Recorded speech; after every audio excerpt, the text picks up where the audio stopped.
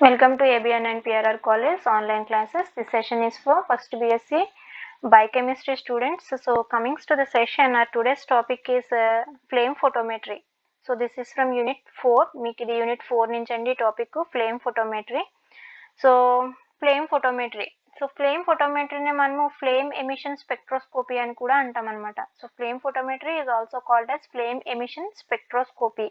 So flame emission spectroscopy అని కూడా అంటాము. And since the neutral atoms are introduced involved in the emission of radiation when introduced in to the flame. So ఇక్కడ మనము flame స్పెక్ట్రోస్కోపీలో మెయిన్గా మనం ఏం use చేస్తాము అంటే ఫ్లేమ్ని యూజ్ చేస్తామండి. ఓకేనా, ఫ్లేమ్ని యూజ్ చేసి మనము ఐడెంటిఫికేషన్ పర్టికులర్ శాంపిల్ని ఐడెంటిఫై చేయడం అనేది జరుగుతుంది అనమాట. అంటే న్యూట్రల్ ఆటమ్స్ని మనము ఫ్లేమ్లోకి ఇంట్రడ్యూస్ చేసినప్పుడు అవి సమ్ రేడియేషన్ని ఎమిట్ చేస్తాయి అనమాట. సో ఆ రేడియేషన్ని మనం మెజర్ చేసి పర్టికులర్ శాంపిల్ ఏంటి అనేది ఐడెంటిఫికేషన్ చేయడం జరుగుతుంది. సో మనము ఫ్లేమ్ ఫోటోమెట్రీని ఎక్కడ యూజ్ చేస్తాము అంటే క్వాలిటేటివ్ అండ్ క్వాంటిటేటివ్ అనాలిసిస్లో కూడా యూజ్ చేయడం జరుగుతుంది అనమాట. సో దీన్నే మనం ఏమన్నాము ఫ్లేమ్ ఎమిషన్ స్పెక్ట్రోస్కోపీ అని కూడా అంటాము. సో ద మెయిన్గా ఇన్వాల్వ్ అయ్యేది ఏంటి అంటే ఇన్స్ట్రుమెంటేషన్లో ఫ్లేమ్ అనమాట. Flame. So comings to the principle. So దీని వర్కింగ్ ప్రిన్సిపల్ ఏంటి అంటే ఫస్ట్ ఆఫ్ ఆల్ మనము లిక్విడ్ శాంపిల్ని తీసుకుంటాం. సో ఏదన్నా ఒక సొల్యూషన్ తీసుకున్నాం. సో మనం ఇక్కడ లిక్విడ్ శాంపిల్ అయినా అవుతుందండి, పౌడర్డ్ ఫామ్లో ఉన్న శాంపిల్ని కూడా యూస్ చేయొచ్చు. సో పౌడర్డ్ ఫామ్లో ఉన్న శాంపిల్ని ఎలా యూస్ చేస్తాము అంటే ద పౌడర్డ్ ఫామ్లో ఉన్న శాంపిల్ మనము సాల్వెంట్లో మిక్స్ చేసి యూస్ చేస్తాం. ఓకేనండి. సో ఫస్ట్ ఏం చేస్తాము, శాంపిల్ని తీసుకున్నాము. సో ఆ శాంపిల్ని మనం ఏం చేస్తాము అంటే స్ప్రే చేస్తామండి. Spread on to A flame. So flame మీదకి మనము స్ప్రే చేస్తామన్నమాట. సో అలాగా స్ప్రే చేసినప్పుడు ఏంటి అంటే ఫైన్ డ్రాప్లెట్స్ అనేవి ఫామ్ అవుతాయి. అంటే స్ప్రేయర్ లాగా లార్జ్ డ్రాప్లెట్స్ కింద కాకుండా మనము ఫైన్ చాలా చిన్న చిన్న డ్రాప్లెట్స్ కింద స్ప్రే చేస్తాం. సో అలా మనము ఫ్లేమ్ మీదకి మనం తీసుకున్న శాంపిల్ని స్ప్రే చేసిన తర్వాత ఏమవుతుంది అంటే due to the thermal energy of flame the solvent in the droplets evaporated. So thermal energy వల్ల ఫ్లేమ్ యొక్క థర్మల్ ఎనర్జీ వల్ల మనం సాల్వెంట్ని మిక్స్ చేసాం కదా. సో సాల్వెంట్ అనేది ఏమవుతుంది అంటే ఎవాపరేట్ అయిపోతుంది and leaving behind the fine residue. మనకి సాల్వెంట్ అనేది ఎవాపరేట్ అయిపోయి ఒక ఫైన్ రెసిడ్యూ అనేది ఫామ్ అవుతుందండి. అంటే ఉన్న సాల్వెంట్ కూడా మనకి ఏమవుతుంది ఎవాపరేట్ అయిపోతుంది. ఎవాపరేట్ అయిపోయిన తర్వాత మనకి పర్టికులర్ ఒక ప్రొడక్ట్ అనేది ఉంటుంది కదా, దాన్ని మనం ఫైన్ రెసిడ్యూ అనేది pure form of product fine residue అనేది మనకి ఫామ్ అవుతుంది. So which are converted into neutral atoms. So ఆ ఫైన్ రెసిడ్యూ అనేది డ్రాప్లెట్స్ నుంచి వచ్చే ఫైన్ రెసిడ్యూ అనేది ఎలా ఉంటుంది అంటే న్యూట్రల్ ఆటమ్స్ అనేవి ఫామ్ అవుతాయి అనమాట. అండ్ సో ఓకేనా, శాంపిల్ని మనము ఫ్లేమ్లోకి ఇంట్రడ్యూస్ చేసాము, ఫ్లేమ్ మీదకి స్ప్రే చేసాము. సో ఆ స్ప్రే చేసినప్పుడు అవి ఫైన్ డ్రాప్లెట్స్ కింద డ్రాప్లెట్స్ అనేవి ఫామ్ అయ్యాయి. ఆ డ్రాప్లెట్స్ నుంచి మనకి ఫ్లేమ్ వల్ల ఫ్లేమ్లో ఉండే థర్మల్ ఎనర్జీ వల్ల మనకి సాల్వెంట్ అనేది ఎవాపరేట్ అయిపోతుంది. ఎవాపరేట్ అయిపోయి మనకి ఫైన్ రెసిడ్యూ అనేది ఫామ్ అవుతుంది. సో ఆ ఫైన్ రెసిడ్యూలో మనకి ఏముంటాయి అంటే న్యూట్రల్ ఆటమ్స్ అనేవి ఫామ్ అవుతాయి అనమాట. ఓకేనా. సో మనకి ఫైనల్లీ సాల్వెంట్ అనేది ఎవాపరేట్ అయిపోయిన తర్వాత న్యూట్రల్ ఆటమ్స్ అనేవి ఫామ్ అవుతాయి. So these neutral atoms are converted to excited state atoms by the thermal energy of flames.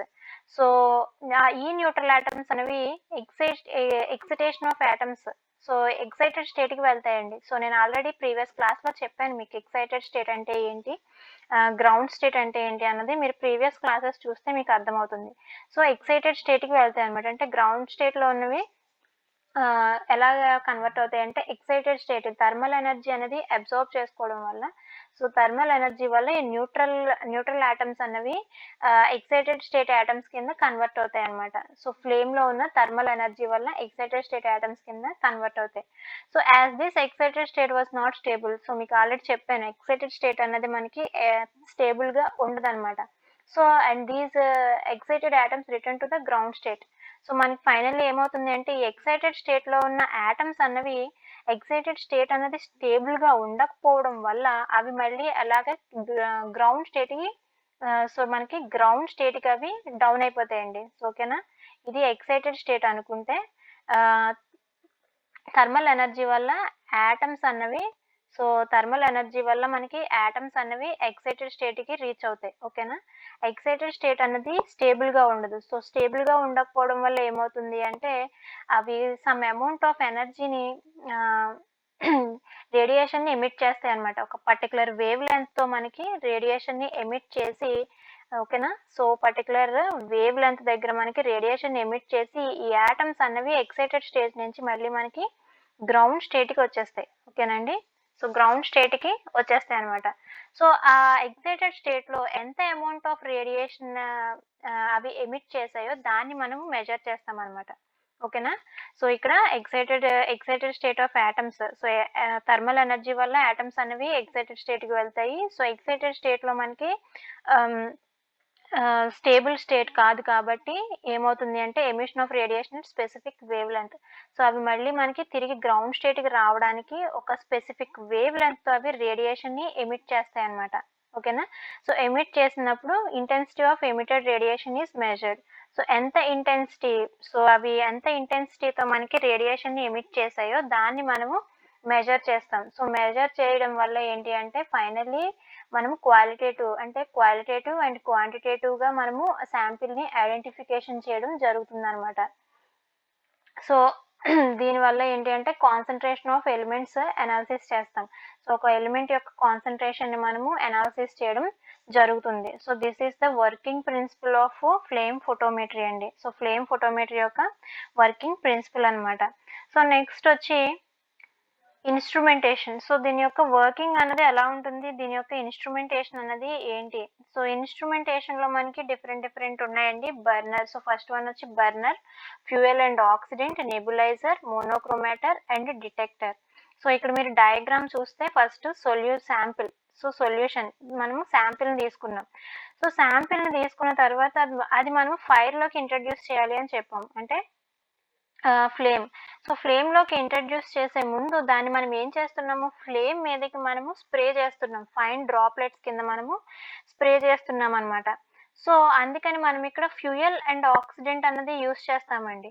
ఓకేనా? Fuel. Fuel and oxidant. Fuel and oxidant. ఇక్కడ మీరు డయాగ్రామ్‌లో చూస్తే this is fuel and oxidant. Fuel and oxidant అన్నది ఎందుకు use చేస్తాము అంటే flame యొక్క టెంపరేచర్ అన్నది లోగా ఉందనుకోండి ఇన్ కేస్. దానివల్ల ఏమవుతుంది అంటే ఎక్సిటేషన్ అనేది జరగదనమాట. యాటమ్స్ అనేవి న్యూట్రల్ అవ్వవు. So, it may not cause excitation of neutral atoms. Neutral యాటమ్సే ఎక్సిటేషన్ స్టేట్‌కి వెళ్ళవనమాట.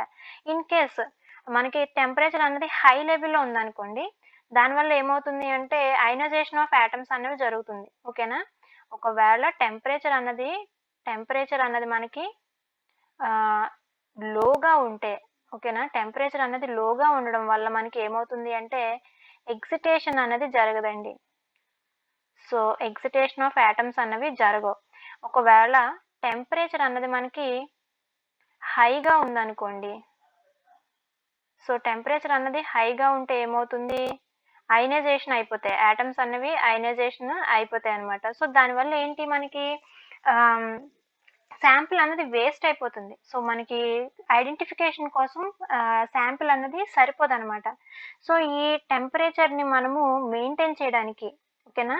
To maintain the combination. మనం ఈ టెంపరేచర్ అనేది సరిగ్గా మెయింటైన్ చేయడానికి ఏం చేస్తాము అంటే ఈ ఫ్లేమ్ ఫోటోమెట్రీలో ఫ్యూయల్ అండ్ ఆక్సిడెంట్‌ని యూజ్ చేస్తామనమాట. It makes necessary to ideal selection combination of fuel and flames which gives the desired temperature in flame photometry. Flame ఫోటోమెట్రీలో కరెక్ట్ టెంపరేచర్‌ని మెయింటైన్ చేయడానికి మనం ఈ ఫ్యూయల్ అండ్ ఆక్సిడెంట్స్‌ని యూజ్ చేయడం జరుగుతుంది. నెబులైజర్. నెక్స్ట్ వచ్చి నెబులైజర్. ఈ నెబులైజర్ యొక్క వర్కింగ్ ఏంటి అంటే నెబులైజర్ యొక్క వర్కింగ్ వచ్చి the sample before they get into the flame must be converted into fine spray. మనం ఆల్రెడీ చెప్పుకున్నాం కదా! శాంపిల్‌ని ఫ్లేమ్ మీదకి పంపించే ముందు మనము ఫైన్ స్ప్రే చేయాలి అని. ఈ నెబులైజర్ అన్నది మనకి శాంపిల్‌ని ఫైన్ స్ప్రే కింద పంపించడానికి హెల్ప్ అవుతుందనమాట. ఓకేనా? అంటే పెద్ద డ్రాప్‌లెట్స్ అంటే లార్జర్ డ్రాప్‌లెట్స్ అనేవి ఏమవుతాయి? హాట్ ఫ్లేమ్ మీదకి ఇంట్రడ్యూస్ చేసినప్పుడు అవి ఎక్కువగా ఎఫెక్ట్ అనేవి అవ్వవండి. సో, డ్రాప్లెట్స్ అనేవి పెద్దగా ఉండడం వల్ల సో, ఫ్లేమ్ మీదకి ఇంట్రడ్యూస్ చేసినప్పుడు అవి ఎక్కువగా మనకి రియాక్షన్స్ అనేవి లేకుంటే ఎక్సిటేషన్ స్టేట్‌కనేవి వెళ్ళడానికి ఎక్కువగా రియాక్షన్ అనేది చూపించదనమాట. సో, దానివల్ల మనం ఏం చేస్తాము అంటే ఆహ్, స్లో డా డ్రాప్లెట్స్ అనేవి చిన్న డ్రాప్లెట్స్‌గా మనము స్ప్రే చేయడం జరుగుతుందనమాట. సో, దాని నెబులైజర్ ఏంటి అంటే, నెబులైజర్ వల్ల మనము శాంపిల్‌ని